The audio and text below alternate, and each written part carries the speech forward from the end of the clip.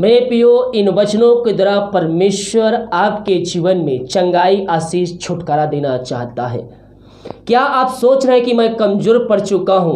तो यह वचन के द्वारा परमेश्वर आपसे बातें करेंगे। जी मेरे प्रियो, आज का वचन देखते हैं। प्रॉमिस वचन 2 कुरिन्थियों 12वें अध्याय के उसके 9 पद में लिखा हुआ है, पर उसने मुझसे कहा, मेरा अनुग्रह तेरे लिए बहुत है, क्योंकि मेरी सामर्थ निर्बलताओं में सिद्ध होती है। इसलिए मैं बड़े आनंद से अपनी निर्बलताओं पर घमंड करूंगा कि मसीह की सामर्थ मुझ पर छाया करती है।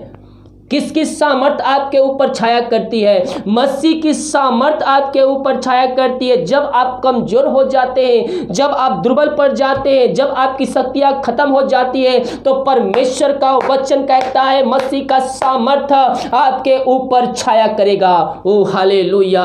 हो सकता है आप चिंताओं में पड़े हुए हैं आज की सुबह, लेकिन परमेश्वर आपको अपनी सामर्थ से भरपूर करना चाहता है। और 10वें पद में कहता है, इस कारण मैं मसीह के लिए निर्बलताओं में और निंदाओं में और दरिद्रों में और उपद्रवों में संकटों में प्रसन्न हूँ, क्योंकि जब मैं निर्बल होता हूँ तभी बलवंत होता हूँ। जब आप कमजोर पड़ते हैं तभी आप शक्तिशाली बनते हैं। अब आप बोलेंगे, पास्टर जी मैं कमजोरी में मैं शक्तिशाली कैसे हो गया? क्योंकि 9वें पद में लिखा हुआ है, देखिए, इसलिए मैं बड़े आनंद से अपनी निर्बलताओं पर घमंड करूंगा कि मसीह की सामर्थ मुझ पर छाया करती है।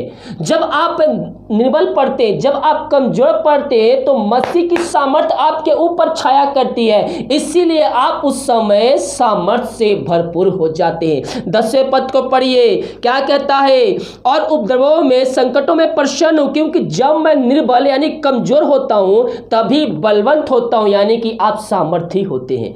जब आप कमजोर होते हैं, मसीह की सामर्थ आपके ऊपर छाया करती है, तब आप उस समय बलवंत होते हैं, आप शक्तिशाली बन जाते हैं। क्योंकि जब आप प्रभु से प्रार्थना करेंगे तो उसकी सामर्थ हमारे ऊपर छाया करेगी। आप सोच रहे हैं मैं कमजोर पड़ चुका हूं, मैं ये कार्य नहीं कर सकता, मैं अपने जीवन से थक चुका हूं, परमेश्वर आपके ऊपर छाया करेगा, उसकी सामर्थ आपके ऊपर छाया करेगी और आपको सामर्थ से भरपूर करेगी। हाँ प्रभु जी, इन सारे भाई बहनों को हम तेरे हाथों में सौंपते हैं। जो वचन सुने हैं पिता, इनके जीवन में पिता पर 30 गुना 60 गुना 100 गुना फलवंत होने पाए। जो सोच रहे हैं मैं कमजोर पड़ा हूं, लेकिन तू उनको बलवंत करने जा रहा है, उनको अपनी सामर्थ से भरपूर करने जा रहा है। हम इस बात के लिए धन्यवाद देते हैं पिता परमेश्वर। आज दिन भर कार्यों में अगुवाई का हमें सहायता कर, जहां कार्य करने जाते हैं इन सारे भाई बहनों की सहायता प्रदान कर, त्राव में प्रदान कर प्रभु जी। जो बीमार पड़े हैं, प्रार्थना को देखते ही सुनते हैं, उनका जीवन प्रार्थना के द्वारा परिवर्तन होने पाए खुदावन। ओ धन्येश्वर राजा, धन्येश्वर राजा, ओ ग्लोरी ग्लोरी ग्लोरी ग्लोरी। इस प्रार्थना के द्वारा इनका जीवन परिवर्तन होने पाए, एक कमजोरी इनके जीवन से दूर होने पाए, हर दुर्बलता इनके शरीर से दूर होने पाए पिता परमेश्वर। इन सारे भाई बहनों को तेरे नाम से हम आशीष की, चंगाई की, छुटकारे की घोषणा करते हैं। दिन भर पंगु छुपाए रख, खरीद बीमारी महामारियों से बचाए रख पिता, यही प्रार्थना करते हैं। प्रार्थना सुना, धन्यवाद यीशु ना पिताजी, आशीष मांगते हैं, सुन दयास ग्रहण कर। आमीन आमीन और आमीन। हालेलुया।